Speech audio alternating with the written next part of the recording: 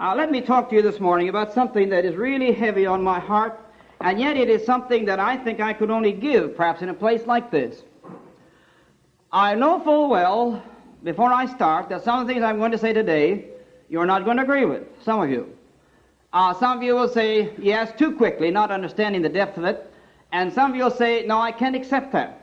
May I be honest with you this morning, I could not have said these things 10 years ago. In fact, I couldn't have said most of them 5 years ago.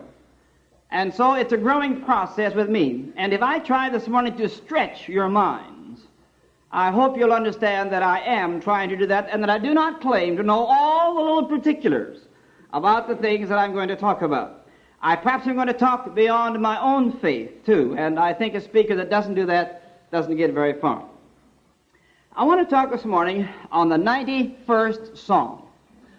There are two great loves in my life, in nature. One of them is horses, and one of them is eagles.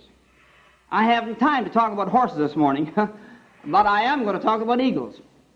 Because I believe that the psalmist here perhaps was sitting on a hillside, out in some craggy desert place, watching eagles as he sat on the hillside and mused and thought of God. Because it seems to be permeated all through here, the things that we're going to talk about this morning. One of the reasons why I love it so much is that since a little child I've loved eagles. And then for a while I had the privilege of banding eagles for the government and for the University of Wyoming with another man, and we had fun. If you think it's not exciting to slip down over the edge of a cliff on a rope with hundreds of feet down below you and swing in onto a cliff and land on a cliff where an eagle's nest is, then you don't know anything about excitement. Now, to you people who live in the east and have the bald eagles, they live in trees. I'm not talking about them. I'm talking about the great golden eagle who lives mostly in the west and who almost invariably builds his nest in the same kind of a place as I'm going to talk about this morning. He that dwelleth in the secret place. May I preface another thing? I have just become excited about the Bible. Anybody else do that? I studied the Bible for 20 years, and I was not excited about it. Honestly, I was not. But in the last few years, I have learned to read the Bible with an openness, asking the Holy Spirit to guide me sentence by sentence, even word by word. And where I used to use a whole chapter and sometimes a whole gospel for a devotion, now I'll only get through 2 or 3 verses, and I have more excitement I can take care of that day. And this is the way I do it. He that dwelleth in the secret place. What in the world is he talking about? Dwelleth. Well, now, that would have to mean kind of staying put, wouldn't it? that doesn't mean running in and running out. It doesn't mean vacationing. It means dwelling. He that dwelleth. I like that. So he's talking about somebody that is making a permanent abode. And this is so important, everything I'll say. The next thing he says, the secret place. Well, now, that's a funny thing. Why would he talk about a secret place? Well, first of all, there aren't many who know it. Isn't that a secret place? When I was a little boy, I used to have to make my fun out of nature because we didn't have many dollars in our family. And I used to sneak off from the other kids and go down to the river and find my places. And I had one place down there that I went that nobody ever found me all my childhood days. It was a grove of cedar trees so solid that never cattle even broke through it. It was just a solid grove about, I'd say 40 feet in a circle. And there was grass in there, and the birds in there, and nothing ever came in but me. And I would crawl underneath the cedars and lie on my back and watch the birds and whistle and learn to call them and watch the sky and the clouds going by. That was my secret place. Not one of my family ever knew where it was. Now, when you talk about a secret place, it just stands to reason it's a place that not too many people are going to know what you're talking about. That's why I said this morning we're going to stretch your mind. And when you think of the secret place, what's he talking about? Of the Most High. Isn't that amazing? The secret place of the Most High. This is a place that God knows. And I think we can almost go as far as to say the place that God and I know. And this is your secret place, and only you and God know it. Nobody else will ever be in it, not your husband, nor your wife, nor your children. This is a secret place we're talking about this morning.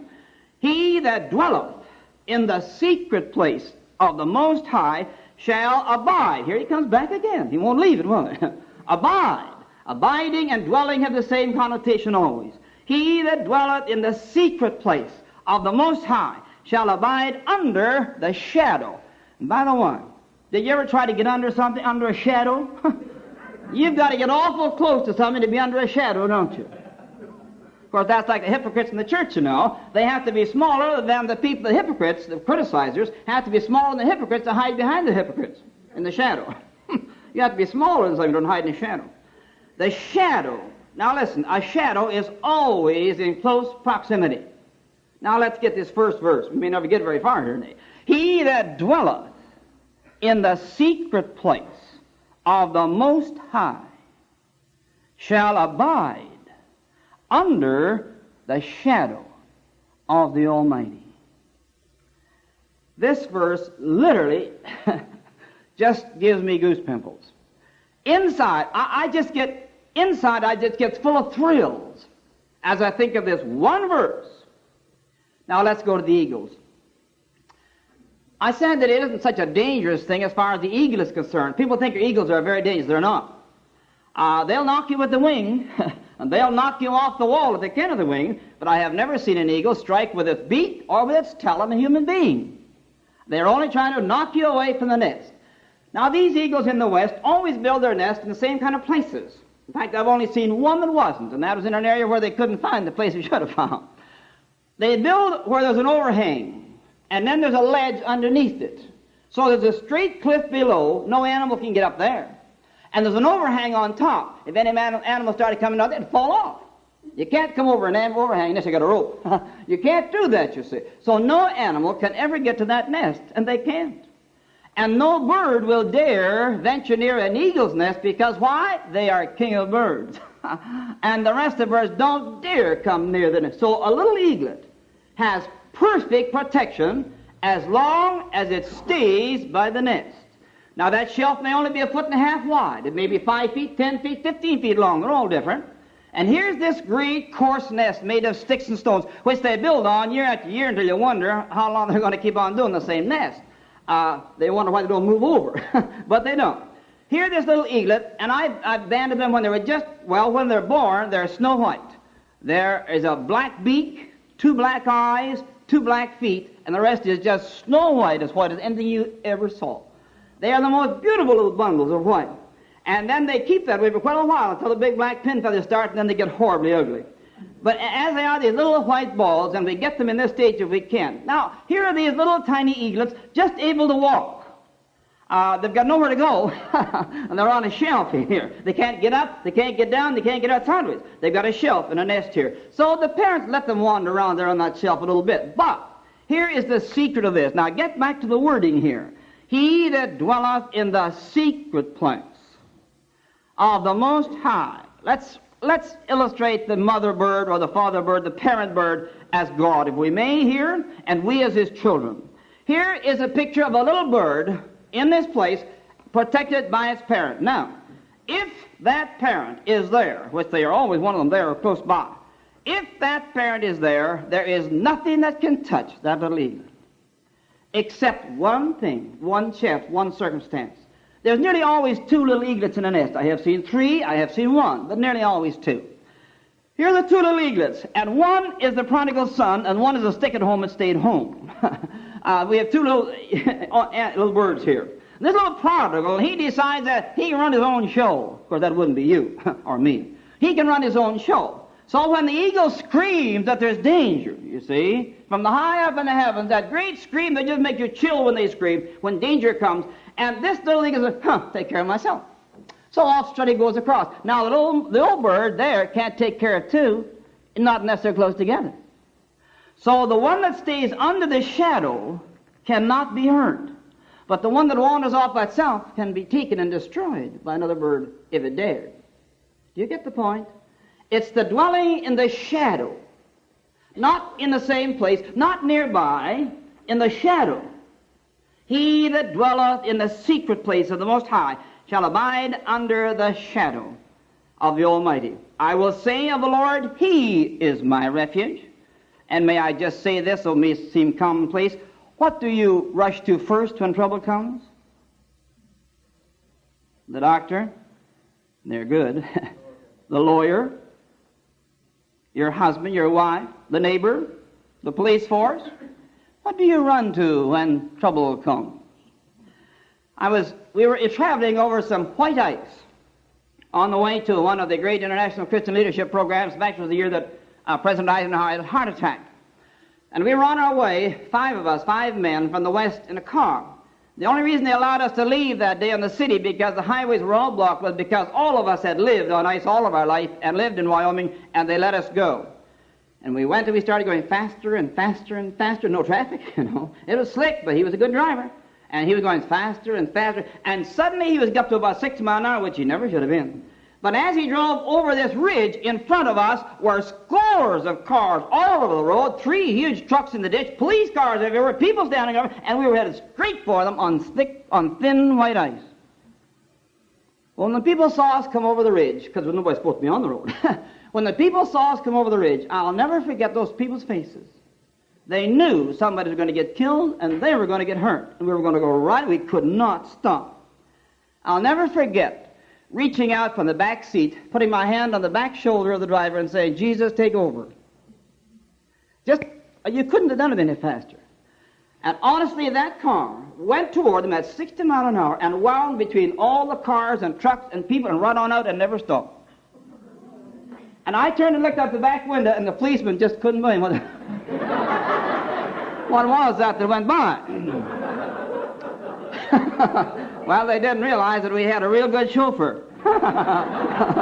Kind of an invisible one, but he was there. Now, who do you turn to first when trouble comes? I will say of the Lord, He is my refuge, my fortress, my God. In Him will I trust. Now, let me hurry along quickly. Surely He shall deliver thee from the snare of the fowler and from the noisome pestilence. He shall cover thee with His feathers. Again, this close proximity. He shall cover thee with His feathers, and under His wings shalt thou trust. You can't trust out somewhere else. His truth shall be thy shield and buckler. Thou shalt not be afraid for a terror by night, nor the arrow that flieth by day, nor for the pestilence that walketh in darkness, nor for the destruction that wasteth at noonday. 1,000 shall fall at thy side, and 10,000 at thy right hand, but it shall not come nigh thee. Only with thine eyes shalt thou see, behold, the reward of the wicked. Notice, because thou hast made the Lord, which is my refuge, because thou hast made the Lord, which is my refuge, even the Most High, thy habitation. Well, he just kind of rubbed that in, didn't it? There shall no evil befall thee, neither shall any plague come nigh thy dwelling. For he shall give his angels charge over thee. I'll have to admit there was a period in my life when I thought this was a Catholic version. That's right. I thought they'd got that in. It wasn't a Protestant idea of angels taking charge of you. I'd never heard in a Protestant church. In fact, I haven't heard it yet very much. For he shall give his angels. Boy, that hit me. And I went to my Bible and I found out that Jesus said you have guardian angels. And I was a minister 25 years and didn't know it. It kind of did something to me. It kind of changed my whole life. For he shall give his angels charge over thee to keep thee in all thy ways. They shall bear thee up in their hands, lest thou dash thy foot against a stone. Thou shalt tread upon the lion and the adder, the young lion and the dragon shalt thou trample under feet. Now, let's take real good news. There are 2 things in this scripture, and I think I'll point them out. The first we've already done, this abiding under the shadow.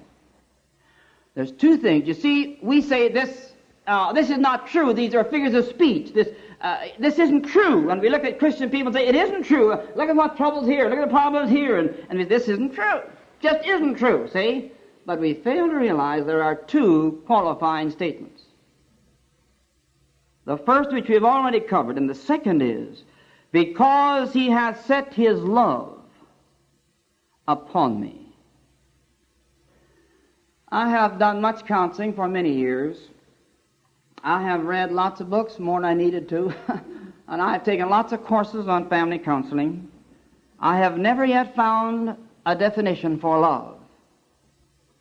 It all depends on what your training is. Yours will be slanted that way. We have a son in physics who has helped me so much to grow spiritually. He'll never know how much he's helped me. He said, Dad, this is a universe. And if it's a universe, then everything in the universe, except what God has temporarily given people to use, or Satan, or whoever it may be, everything will obey his law. And when you find a definition for any spiritual thing, you'll find the exact same definition in the physical law. It cannot be different because it's God. He's drilled this into me and drilled this into me. So when I came to the word love, I knew that no psychiatrist that I ever knew or no family counselor could give me a definition that would fit man and God. Now, you see, I was in trouble, wasn't I? Oh, you can find lots of fit men and women if they're nice enough. Find some of them aren't nice, too, but you find this, but you can't find a definition that fits both. And one day, sitting at my table, waiting for a couple, I was a little irritated. I was irritated partly because I wasn't having much success with them. The man thought love was one thing, the woman thought love was another, just like you people do. And it's not the same thing. And if the man gets what he wants, he's happy. The woman gets what he wants, she's fairly happy, but they're not the same thing. Don't tell me they are. Come see me privately, I'll tell you. But anyway, it's a different thing. How do you get a man and a woman to see what love is? If they don't believe love is interpreted the same way. Well, I couldn't. That always makes you unhappy when you fail. And the second thing was they were late, and I was a busy man. I was doubly irritated. And I was sitting there drooling away on a big pad and a pen, and I was making cartwheels like I do when people are talking to me that nonsense. You know, you got to get it out in counseling. And I draw cartwheels and all things. I've become quite an artist. Because there's so much said that doesn't worth listening to. But anyway, I was sitting there, and I was irritated. And I said, God, what is love anyhow? By the way, I wish people would become honest with God. I never got anywhere with God until I became honest with him. I'm not totally honest yet, not making any claim to that, but I've gone a long way. I never became happy in my married life until I became honest with my wife, until she became honest with me. That's the truth. That's a story in itself. I said, God, what is love? It came to me as clearly as though somebody had turned a tape recorder on. Love is the desire to bless with everything you have. Now, don't bother writing it down. You can buy it for 50 cents.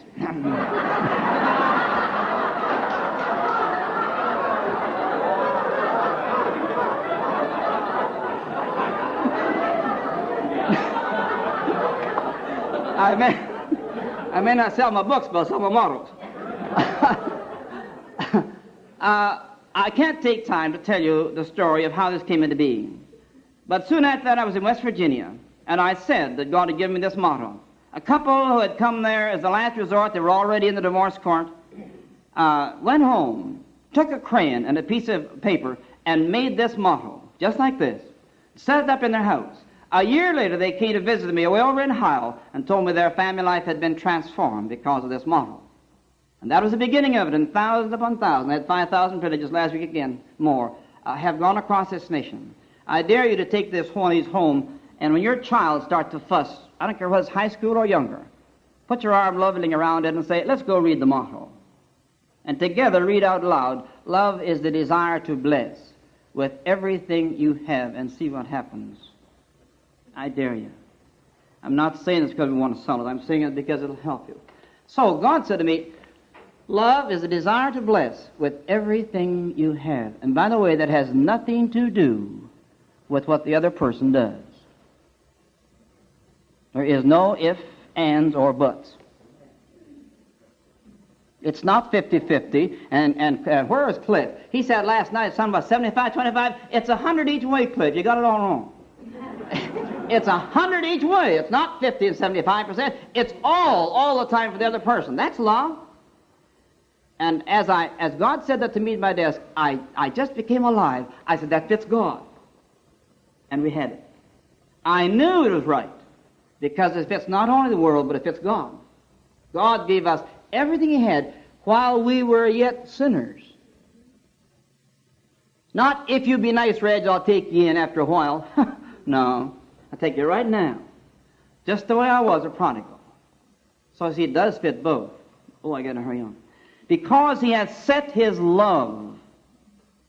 May I ask you a dirty question? Does your pocketbook, your checkbook show that you have set your love on God? Does it really? Therefore I will deliver him. I will set him on high because he hath known my name. He shall call upon me, and I will answer him. I